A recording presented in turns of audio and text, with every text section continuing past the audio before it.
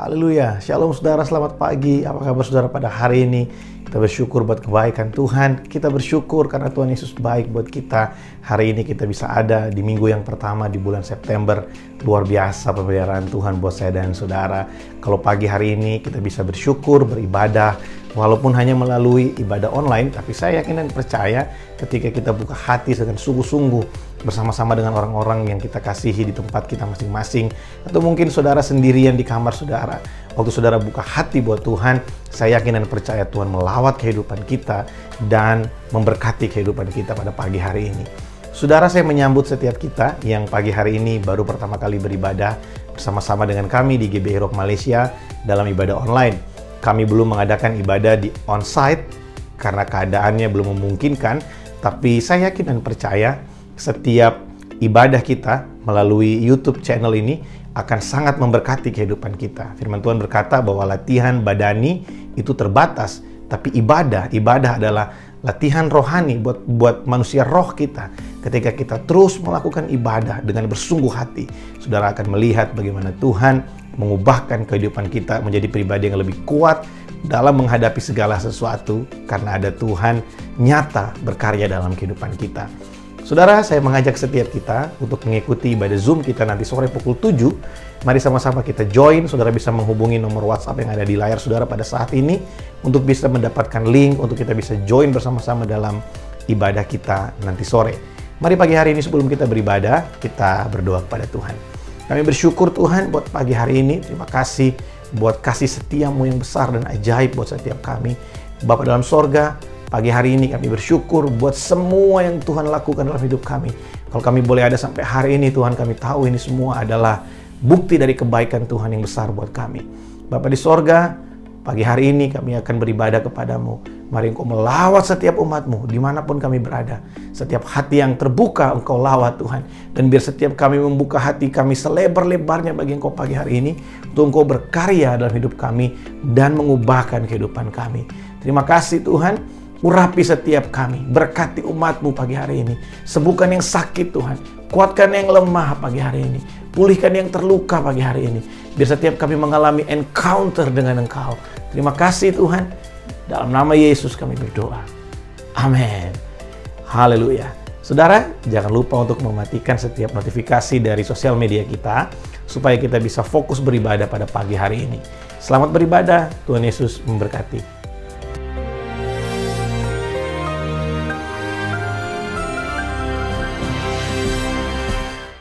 Shalom warga kerajaan. Di dalam Matius 24 dan juga Lukas 21, ketika murid-murid bertanya kepada Yesus, waktu itu mereka ada di Bait Allah, di pelataran itu, maka mereka bertanya 3 hal. Pada waktu itu mereka bertanya, kapan itu akan terjadi dan apa yang akan terjadi kepada Bait Allah. Mereka sangat membanggakan sebagai orang Yahudi, Bait Allah yang mungkin tidak ada duanya di dunia saat itu. Tapi Yesus mengatakan pertama-tama, berhati-hatilah, waspadalah. Jadi kalau orang tanya kepada saya, apa yang kita harus lakukan pada saat-saat seperti ini? Waspadalah, maka yang kita harus hadapi adalah berbahaya sekali justru penyesatan. Ya, akan banyak sekali penyesatan di mana-mana. Dan orang berkata, I'm Christ, dan menyesatkan banyak orang. Bahkan mereka menyaru sebagai malaikat terang. Jadi kalau orang ngaku pengikut Yesus, lalu mereka juga melakukan mujizat, jangan terlalu percaya.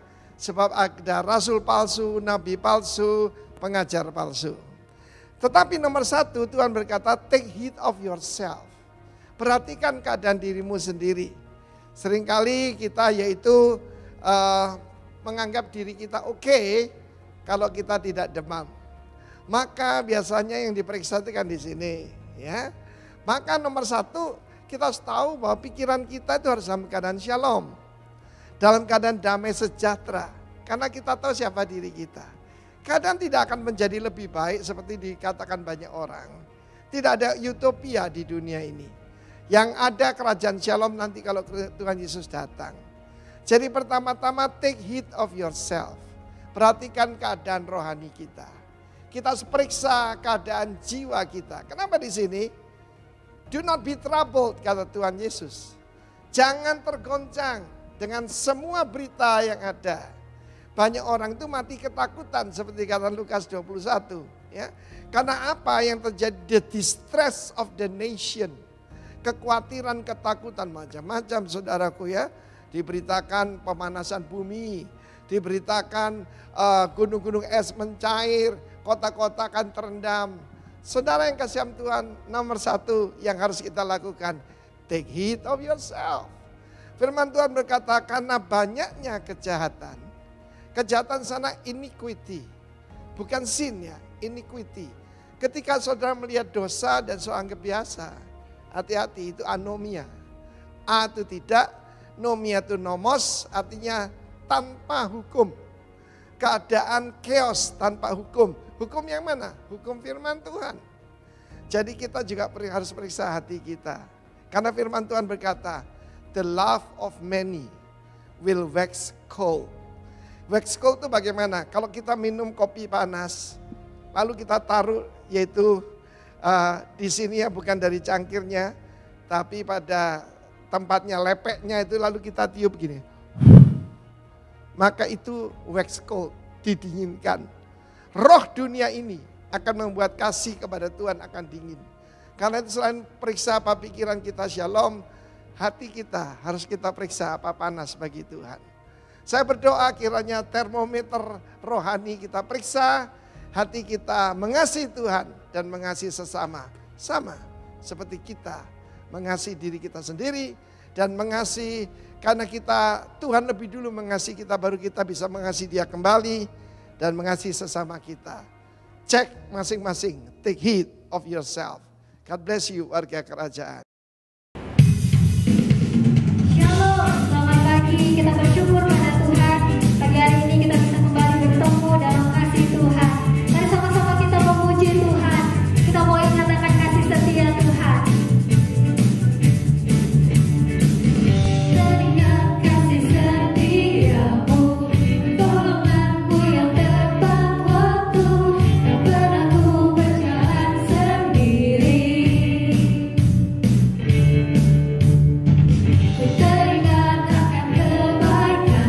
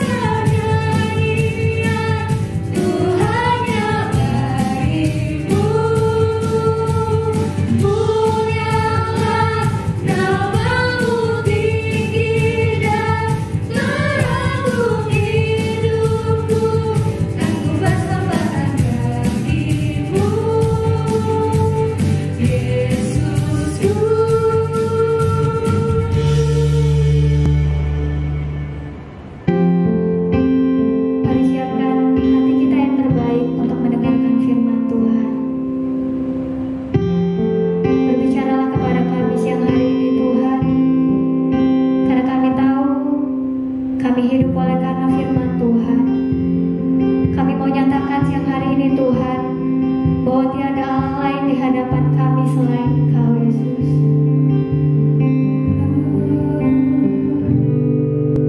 Selain Engkau tiada yang lain, hanya Kau milikku di surga. Sekalipun dagingku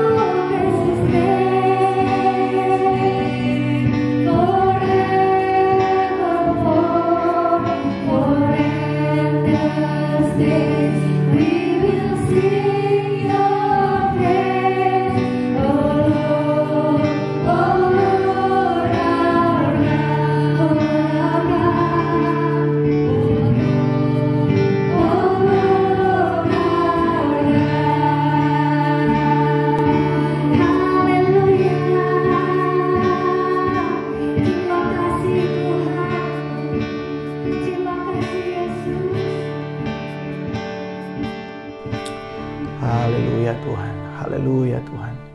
Bapa, kami bersyukur, terima kasih buat hadirat-Mu. Terima kasih Tuhan, karena Engkau melawat kami di setiap rumah. Engkau melawat setiap hati kami pagi hari ini. Bapa, pagi hari ini kami akan buka hati kami selebar-lebarnya bagi firman-Mu. Mari Tuhan berbicara buat setiap kami. Urapi hamba-Mu yang sederhana dan terbatas ini. Biar lewat setiap perkataan firman yang kami dengarkan, hidup kami diubahkan, hidup kami disempurnakan menjadi serupa dengan Engkau. Terima kasih Tuhan, kami tidak mau terdistract dengan setiap sosial media pagi hari ini, tapi kami mau benar-benar fokus menerima sesuatu dari Tuhan. Terima kasih Bapa, dalam nama Yesus kami berdoa. Haleluya. Amin. Haleluya. Saudara, pagi hari ini saya ingin sharing buat setiap kita tentang satu judul, yaitu His Faithfulness, kesetiaan Tuhan dalam kehidupan kita. Saudara yang terkasih, saya ingin membuka dengan memberitahukan kepada saudara bahwa Tuhan kita adalah Tuhan yang baik. Saudara, Dia adalah Bapa yang setia dalam kehidupan kita. Kesetiaan Tuhan buat kita, itu adalah alasan kenapa kita bisa ada hari ini. Minggu yang lalu, saya share buat saudara bagaimana Bapa yang menunggu kita.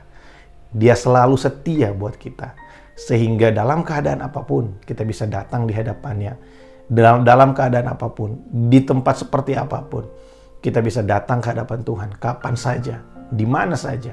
Kita bisa bersekutu dengan Dia, kita bisa menikmati hadirat-Nya, kita bisa menikmati kebersamaan dengan Bapa di sorga dalam kehidupan kita.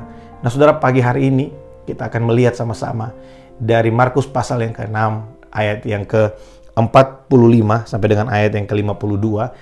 Markus pasal yang ke-6 ayat yang ke-45 sampai dengan ayat yang ke-52. Sesudah itu Yesus segera memerintahkan murid-muridnya naik ke perahu dan berangkat lebih dulu ke seberang, ke Betsaida. Sementara itu ia menyuruh orang banyak pulang. Setelah ia berpisah dari mereka, ia pergi ke bukit untuk berdoa. Ketika hari sudah malam, perahu itu sudah di tengah danau, sedang Yesus tinggal sendirian di darat. Ketika ia melihat betapa payahnya mereka mendayung karena angin sakal, maka kira-kira jam 3 malam ia datang kepada mereka, berjalan di atas air dan hendak melewati mereka. Ketika mereka melihat Dia berjalan di atas air, mereka mengira bahwa Ia adalah hantu. Lalu mereka berteriak-teriak sebab mereka semua melihat Dia, dan mereka pun sangat terkejut.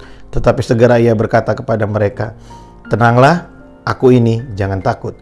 Lalu ia naik ke perahu mendapatkan mereka, dan angin pun reda. Mereka sangat terguncang dan bingung. Perhatikan ayat 52.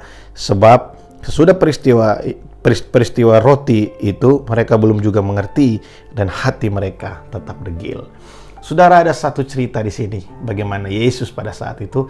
Kejadian ini terjadi setelah Yesus memberi makan 5.000 orang dengan 5 roti dan 2 ikan. Saudara, ini adalah satu cerita yang sangat powerful, yang sangat luar biasa. Saudara, saya yakin dan percaya setiap kita tahu cerita ini sejak kita masih ada di sekolah minggu, bukan? Kita sering sekali, bahkan ada beberapa yang membuat drama dari cerita ini. Bagaimana 5 roti dan 2 ikan itu bisa memberi makan 5.000 orang, laki-laki saja, tidak terhitung perempuan dan anak-anak. Saudara, bukankah ini hal yang luar biasa? Tapi ayat yang ke-52 tadi berkata, setelah peristiwa itu, hati mereka masih degil. Mereka belum percaya. Nah saudara, di sini ada beberapa hal yang harus kita pahami, yaitu bahwa Tuhan punya satu rencana dalam kehidupan kita untuk membuat kita dari yang kurang percaya, susah percaya, menjadi benar-benar bisa mempercayai Dia dalam kehidupan kita.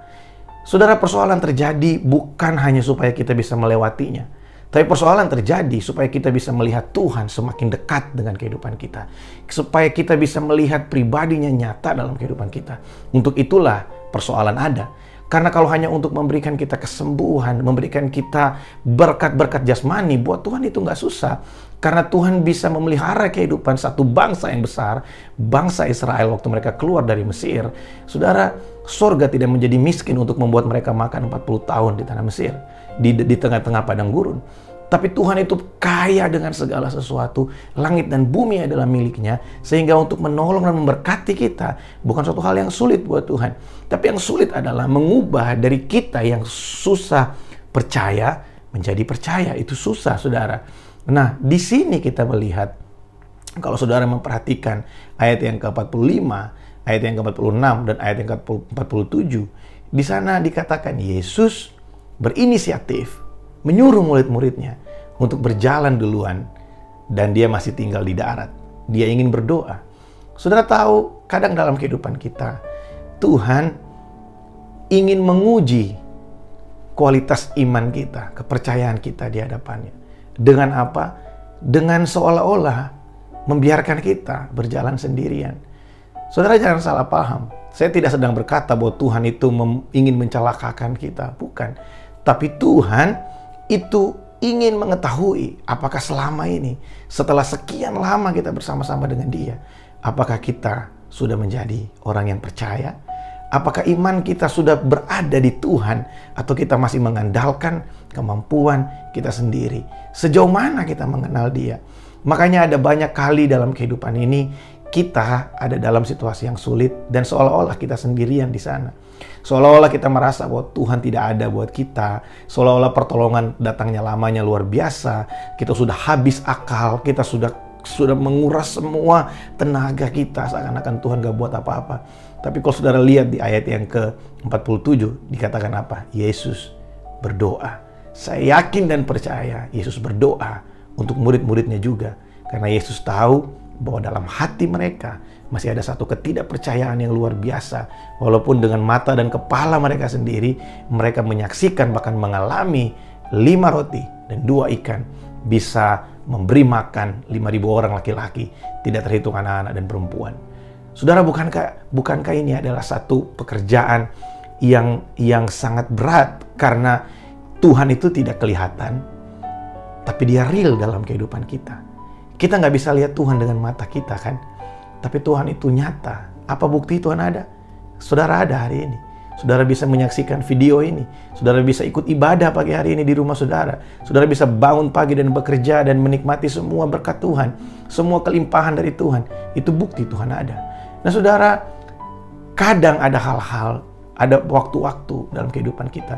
Mungkin di tengah-tengah pandemik ini, saudara mengalami satu goncangan yang luar biasa dan saudara berpikir mungkin Tuhan gak ada di sana. Tuhan gak tolong saudara. Dan seakan-akan saudara berjalan sendirian. Saya mau kasih tahu saudara pagi hari ini, Tuhan tidak pernah membiarkan saudara sendirian. Dia ada buat saudara. Itu terjadi untuk membuat kita melihat juga sejauh mana kita bersama dengan Tuhan. Saudara, kehidupan kita itu bukan dibangun dari apa yang ada di luar kita. Kehidupan kita itu dibangun dari apa yang ada di dalam kehidupan kita. Di dalam kita ada Roh Allah. Roh Allah itu yang membangun kehidupan kita setiap hari melalui firman Tuhan, melalui hadiratnya. Makanya saya encourage setiap kita, mari kita perbanyak waktu kita untuk menyembah Tuhan.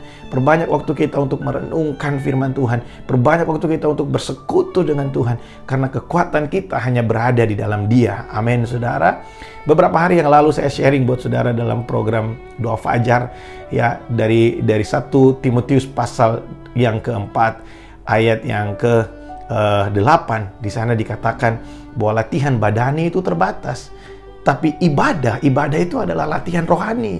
Saudara jangan pikir ibadah seperti ini hanya seperti konten-konten biasa.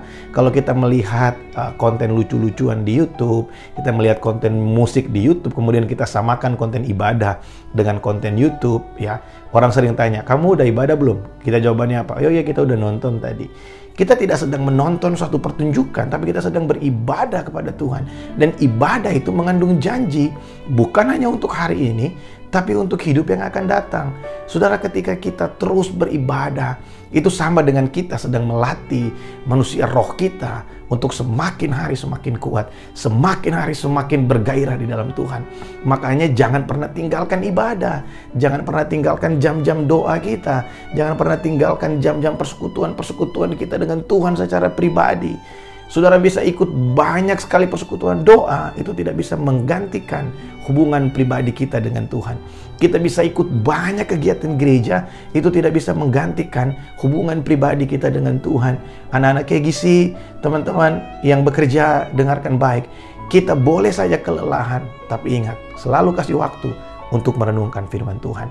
Baca firman Tuhan setiap pagi, atau baca firman Tuhan satu pasal sebelum kita tidur, karena itu adalah kekuatan kita. Kita sedang melatih diri kita, melatih manusia roh kita untuk dibangun semakin hari semakin kuat di dalam Tuhan. Jadi ada banyak hal dalam kehidupan kita yang kita nggak pahami, ada banyak kejadian dalam kehidupan kita yang kita nggak tahu, tapi sebenarnya Tuhan sedang memakai semua itu untuk melihat sejauh mana kita ada tertanam di dalam Dia. Makanya ayat yang ke-48 luar biasa. Di tengah-tengah kegalauan para murid, di tengah-tengah mereka yang sedang berusaha mendayung, ada satu kalimat yang luar biasa di situ yang berkata begini. Ketika Yesus melihat bagaimana mereka susah payah, mereka tidak dapat menghadapi badai yang ada di tengah-tengah danau itu, maka Dia datang menghampiri mereka. Oh saudara, ini adalah satu ayat yang sangat powerful kalau kita mengerti. Saudara, kadang kita pikir kita sendirian kan? Kadang kita pikir Tuhan gak lihat kita kan? Saudara, perhatikan kata di situ, Yesus melihat. Yesus melihat kemampuan saudara. Yesus tahu sampai di mana kemampuan saudara. Dan ketika kita berserah kepadanya, saudara akan melihat bagaimana Tuhan dengan cara yang ajaib, Dia mampu melaksanakan perjanjiannya dalam kehidupan kita. Dia mampu menolong setiap kita, mengangkat kita, membuat kehidupan kita berubah. Bukan karena apa yang kita kerjakan, tapi karena Dia selalu memantau kehidupan kita. Saudara, ada ayat yang berkata begini, mata Tuhan menjelajah seluruh bumi untuk melimpahkan kekuatan bagi orang-orang yang bersungguh hati kepada Dia. Saudara tahu, Tuhan kita adalah Tuhan yang mengerti keadaan-keadaan yang paling buruk dalam kehidupan kita. Saudara, apa yang paling menakutkan buat manusia? Kematian. Yesus sudah mengalahkan kematian. Saudara tahu bahwa kadang yang membuat kita sulit untuk datang ke hadapan Tuhan adalah ini. Kita susah percaya kalau Tuhan itu mengasihi kita lebih daripada pelanggaran-pelanggaran kita. Kita sulit sekali untuk percaya kalau Tuhan itu sayang sama kita lebih daripada dunia mengasihi kita. Sehingga ketika kita melakukan kesalahan, kita pikir Tuhan ingin membinasakan kita. Tapi Tuhan masih kasih kita hari yang baru kan? Berarti Tuhan masih kasih kita kesempatan untuk hidup. Dan Tuhan memberikan kita kesempatan. Kesabaran Tuhan bertujuan supaya kita mengenal Dia, mengenal kasih karunia-Nya. Dan kalau saudara mendengarkan firman Tuhan pagi hari ini, jangan keraskan hati saudara, buka hati saudara, biar Tuhan mengubahkan kehidupanmu pagi hari ini. Saudara, jangan pernah merasa engkau sendirian, karena mata Tuhan tertuju padamu. Dia melihat bagaimana susahnya engkau mendayung, Dia melihat bagaimana sulitnya engkau menjalani kehidupan. Dan ketika engkau berserah di hadapannya, maka Dia akan melakukan sesuatu dalam kehidupan kita. Saudara tahu, kadang kita baru benar-benar bisa percaya atau berharap kepada Tuhan ketika kita udah mentok, saudara. Ini adalah kesalahan umum orang percaya. Kita sering sekali menjadikan Tuhan option terakhir. Hanya sedikit orang yang benar-benar menjadikan Tuhan sebagai satu-satunya jalan keluar dalam hidupnya. Saudara, saya ingin bersaksi, setiap kita mengetahui bahwa pemerintah Malaysia membuat peraturan untuk orang Indonesia dan orang India dan orang Filipina dan beberapa negara lainnya tidak boleh masuk ke dalam negara Malaysia sampai dengan batas waktu yang belum ditentukan, paling tidak sampai 31 Desember 2020. Nah, saudara juga tahu, beberapa dari saudara mungkin tahu bahwa saya punya rencana untuk menikah pada tanggal 10 Oktober tahun 2020 ini. Dan calon istri saya itu bekerja di Malaysia dengan EP, saudara ya, Employment Pass. Dan dia juga mendapat dampak dari peraturan itu, ya. Hari ini dia masih ada di Malaysia dan punya rencana untuk terbang kembali ke Jakarta, ke Indonesia di minggu yang akan datang, di minggu berjalan ini, saudara ya. Dan ketika peraturan itu diumumkan oleh pemerintah, itu punya pengertian bahwa kalau dia pulang, ada kemungkinan dia nggak akan masuk lagi dalam waktu yang panjang, paling tidak sampai 31 Desember.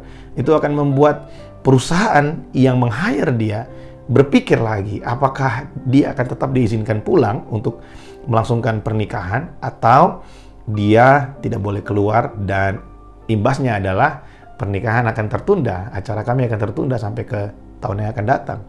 Sudah tahu ketika pengumuman itu diberikan, dan saya sebenarnya nonton waktu live pada saat itu di TV, saya nonton di YouTube channel secara live pada saat itu membuat hati saya sedikit gundah gulana, saudara ya, karena saya harus mengakui saya juga masih manusia, saya juga bisa kaget, bisa khawatir, saudara, bisa takut, tapi saya tidak mau dikuasai oleh ketakutan dan kekhawatiran saya. Saudara tahu dalam hati saya pada saat itu, saya sempat bilang sama Tuhan, Tuhan, kok begini ya? Kok terjadi seperti ini? Kalau sampai dia nggak bisa pulang, Tuhan. Saya udah mulai prepare pelan-pelan apa yang bisa disiapkan di kota Batam, karena kami merencanakan untuk bisa melangsungkan ibadah kecil-kecilan untuk pemberkatan nikah dan fellowship dengan keluarga kami saja di Batam.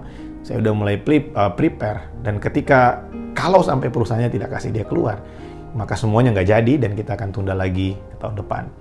Saudara tahu pada saat itu ada satu perkataan dari Roh Kudus dalam hati saya bilang begini, kalau Tuhan memang izinkan ini terjadi, maka dia akan buka jalan. Tapi kalau belum, ya sudah, kamu bersyukur aja.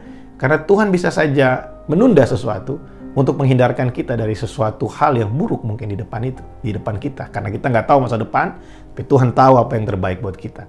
Saudara tahu ketika perkataan itu saya terima, saya melatih diri saya untuk bersyukur, dan saya bilang sama Tuhan, Tuhan, oke, saya berserah di hadapan-Mu, bukan menyerah. Kalau kita menyerah, itu berarti kita tidak berpengharapan lagi. Tapi kalau kita berserah, kita sedang menidurkan diri kita kepada kedaulatan Tuhan. Karena kita tahu kedaulatan Tuhan itu seperti bantal yang sangat empuk buat kehidupan kita. Sekali lagi, kedaulatan Tuhan adalah bantal yang sangat empuk untuk kita bisa menyandarkan kehidupan kita dalam kedaulatan Tuhan. Saudara, saya menyandarkan kehidupan saya di kedaulatan Tuhan pada saat itu. Saya bilang, Tuhan, kalau sampai terjadi, dia boleh pulang, saya bersyukur, Tuhan baik. Tapi kalau tidak juga, it's okay Tuhan, saya tidak akan kecewa, karena saya percaya Tuhan selalu punya rencana yang baik buat saya. Saudara tahu, beberapa waktu kemudian, sore hari, kami dapat kabar dari kantornya bahwa kantornya memberikan izin pulang. Bahkan kantornya menyuruh dia membawa semua perlengkapan kerja untuk dia bisa kerja dari Indonesia sampai dengan batas waktu yang diperlukan untuk dia bisa masuk lagi ke Malaysia. Wow, buat saya itu adalah satu kabar yang amazed, karena itu luar biasa, ya. Itu luar biasa karena bisa jadi dia akan kerja di Indonesia kurang lebih 3-4 bulan, bahkan mungkin bisa sampai 5 bulan.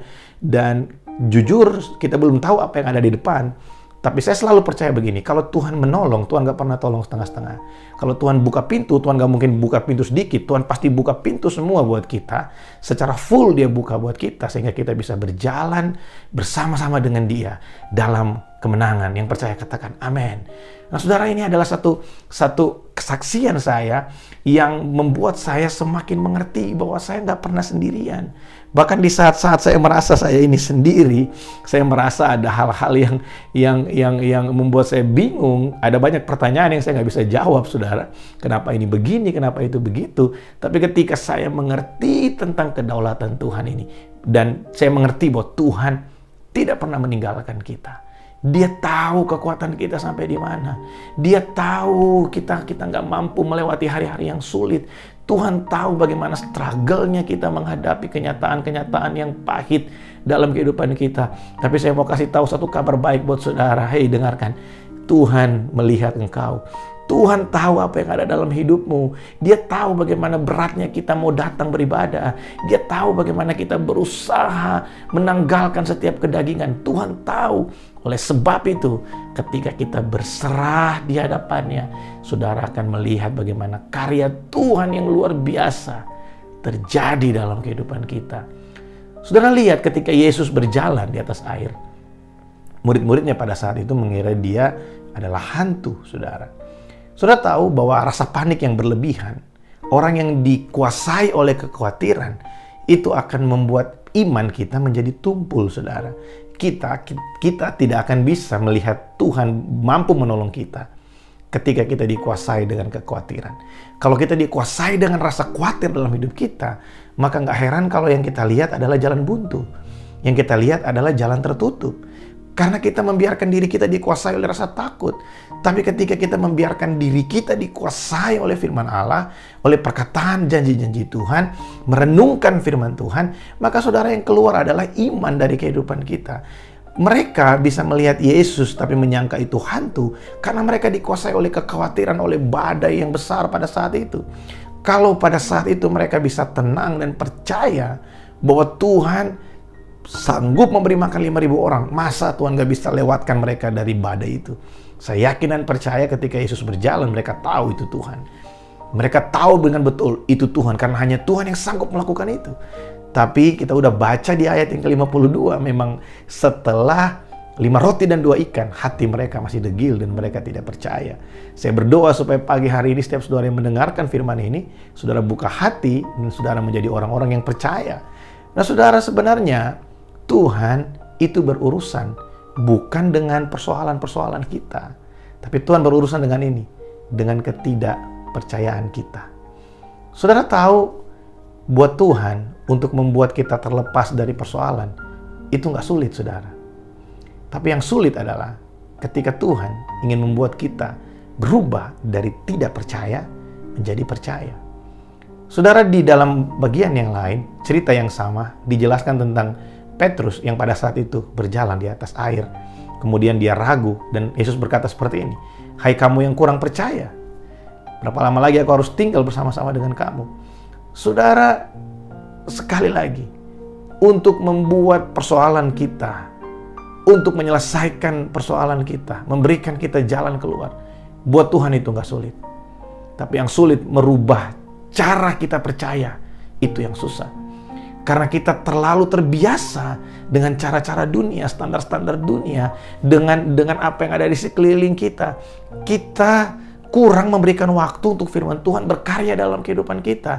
Oleh sebab itu, saudara, yang sebenarnya ingin Yesus gapai pada saat itu, Yesus bukan sengaja membuat mereka berjalan duluan, menyuruh mereka berjalan duluan, dan begitu saja. Dia tidak ingin show off depan mereka untuk bilang sama mereka, "Oi, saya bisa dong jalan di atas air, saya bisa dong tolong kalian." Bukan itu yang Tuhan mau. Yang Tuhan mau ini, Tuhan mau hati yang terpaut kepada dunia itu berubah menjadi terpaut kepada Tuhan. Tuhan mau memenangkan hati Petrus pada saat itu, yang sebelumnya adalah orang yang gampang khawatir, menjadi orang yang sangat percaya bahwa Tuhan sanggup melakukan segala sesuatu.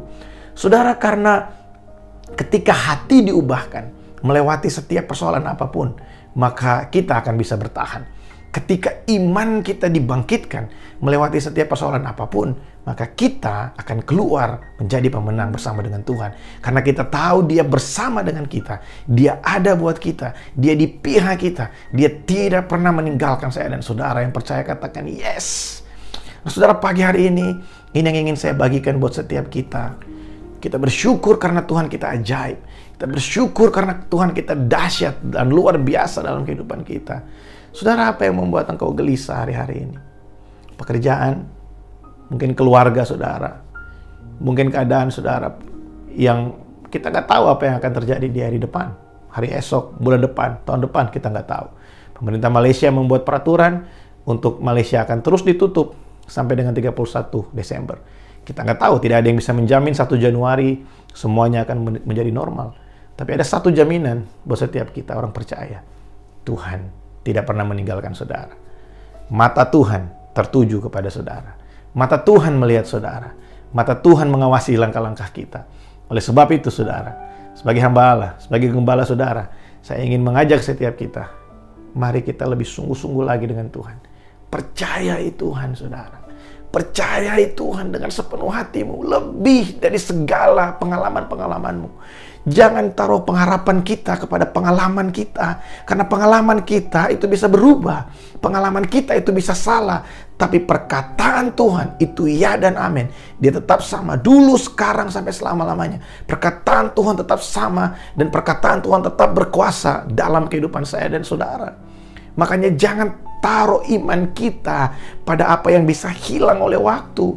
Pengalaman bisa berubah, keadaan kita bisa berubah, tapi kasih setia Tuhan buat saya dan saudara itu dari kekal sampai kekal, tidak pernah berubah di dalam Yesus Kristus Tuhan. Kalau saudara sedang ada dalam situasi yang sangat buruk hari ini, mungkin saudara sedang mengalami satu pergumulan, goncangan yang besar dalam hidupmu. Hei, dengarkan baik. Ada kedaulatan Tuhan yang adalah bantal yang paling nyaman untuk kita bisa meletakkan kehidupan kita. Saudara, percayakah engkau kalau Tuhan tidak pernah membuat suatu rencana yang jahat buat kita? Kalau saudara percaya bahwa Tuhan punya rencana yang baik buat kita, maka kita tidak akan pernah hidup dalam rasa takut yang berlebihan. Ketika ketakutan datang, kita bisa bilang pada diri saya, pada diri kita sendiri, hey, ada Tuhan, ada kedaulatan Tuhan. Kenapa kamu harus takut? Karena kita tahu di dalam Tuhan, di dalam Yesus Kristus Tuhan, Christ is enough. Tuhan Yesus itu cukup bagi kita. Dia lebih dari cukup buat kita. Kasih setianya cukup untuk menopang kehidupan kita di dunia ini. Sebab tidak ada kasih yang lebih besar dari kasih Allah yang tercurah bagi saya dan saudara. Yang percaya katakan yes. Saudara, saya akan tutup dengan satu ayat yang luar biasa. Ada satu bagian dari firman Tuhan. Paulus pernah berkata seperti ini. Tuhan tidak pernah membeli lebih daripada yang sanggup untuk kita pikul. Dia tidak pernah memberikan kita lebih dari yang sanggup untuk kita handle. Kalau hari ini Tuhan masih izinkan kita berhadapan dengan Goliat-Goliat dalam hidup kita. Kalau hari ini Tuhan masih izinkan kita punya struggle dalam kehidupan kita, dengarkan baik. Tuhan izinkan, berarti Tuhan tahu kita masih mampu bersama dengan Dia. Ketika kita mengandalkan Dia, kita pasti mampu untuk mengalahkan setiap Goliat-Goliat dalam kehidupan kita. Amin, saudara.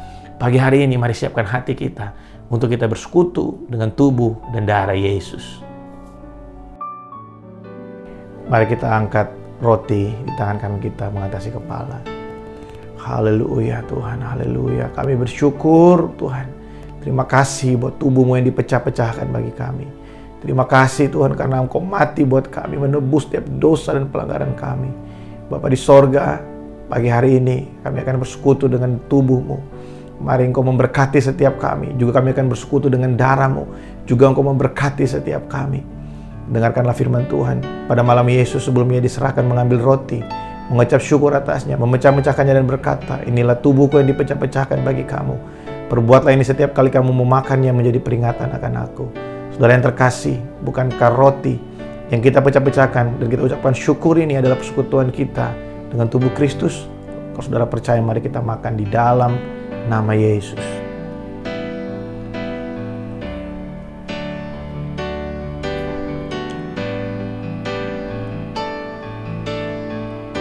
Haleluya. Mari kita angkat cawan di tangan kanan kita melebihi kepala. Terima kasih buat darah-Mu yang tercurah buat setiap kami. Terima kasih Tuhan karena Engkau setia, Engkau mati bagi setiap kami. Oh, terima kasih Tuhan buat darah-Mu yang menjadi pendamaian buat setiap kami. Saudara yang terkasih, bukankah cawan pengucapan syukur ini adalah persekutuan kita dengan darah Yesus? Dia berkata bahwa cawan ini adalah perjanjian baru yang dimeteraikan oleh darahnya. Mari kita minum di dalam nama Yesus. Haleluya Tuhan, haleluya Tuhan. Terima kasih Tuhan, terima kasih Tuhan, terima kasih. Kurabata syakarabata ralabara bara bara bara bara labara bara laba. Hindarabaya sadaraba waralabara bara bara labara ba. Oh rabaya sandiri arabara lamo yaralabora labo. Hindarabaya sandiri diri aralabora labora labo. Haleluya Tuhan, Engkau melihat setiap hati pagi hari ini Tuhan. Engkau melihat setiap pribadi pagi hari ini Tuhan. Hamba berdoa pagi hari ini biar kuasa tubuh dan darah Kristus yang ada dalam tubuh dan darah kami, menyembuhkan, menguatkan kami, membangkitkan kami pagi hari ini Tuhan. Setiap iman yang mulai padam, Kau bangkitkan di dalam nama Yesus. Ada api sorgawi, api yang baru membakar kami pagi hari ini di dalam nama Yesus. Di dalam nama Yesus, Roh Kudus mengalir di setiap keluarga. Oh, berkati setiap kepala keluarga, berkati setiap imam dalam rumah tangga, diberkati Tuhan di dalam nama Yesus. Tuhan, terima kasih Tuhan, terima kasih Tuhan. Pagi hari ini Tuhan, kami berdoa biar ada sukacita yang baru di bulan ini. Kami percaya Engkau tidak pernah meninggalkan kami. Ada sukacita ilahi mengalir buat kami sepanjang bulan ini Tuhan. Dan sepanjang bulan ini Tuhan, tidak ada di antara kami umat-Mu yang kekurangan. Tidak ada di antara kami umat-Mu Tuhan yang mengalami kerugian. Tidak ada yang mengalami kesakitan. Aku berdoa di dalam nama Yesus, berkat Allah yang melampaui segala akal manusia, damai sejahtera Allah yang melampaui setiap akal manusia, turun buat setiap umat-Mu di dalam nama Yesus. Juga Tuhan, Engkau memberkati umat-Mu. Oh, biar setiap kami di bawah semakin percaya kepadamu, menyerahkan hidup kami sepenuhnya ke dalam tangan-Mu. Terima kasih Bapa, terima kasih. Oh, berkat-Mu buat Malaysia, berkat-Mu buat Indonesia. Terima kasih Tuhan, terima kasih Tuhan, terima kasih. Terima kasih Tuhan Yesus buat ibadah kami pagi hari ini. Terima kasih buat hadirat-Mu di setiap rumah yang ada. Terima kasih Tuhan buat pagi hari ini. Kami diberkati, kami dipulihkan, kami dibangkitkan pagi hari ini. Terima kasih Bapa. Mari saudara angkat kedua tangan-Mu. Oh, haleluya, haleluya, haleluya, haleluya. Oh, haleluya. Tuhan menyinari engkau dengan wajahnya dan memberi engkau damai sejahtera. Tuhan menghadapkan wajah-Mu dan memberikan engkau kasih karunia. Pulanglah ke tempatmu masing-masing. Berjalanlah dalam hari-harimu. Terimalah berkat dan rahmat dari Allah Bapa, kasih dan cinta yang tidak pernah berakhir dari Tuhan Yesus dalam persekutuan Roh Kudus menyertai setiap kita mulai hari ini sampai Maranatha yang sudah datang pada kali kedua. Semua yang terima berkat ini sama-sama kita berkata amin. Selamat hari Minggu saudara. Tuhan Yesus memberkati, tetap bergairah dengan Tuhan. Jangan lupa nanti sore pukul 7 kita berjumpa dalam Zoom Fellowship kita. God bless you all.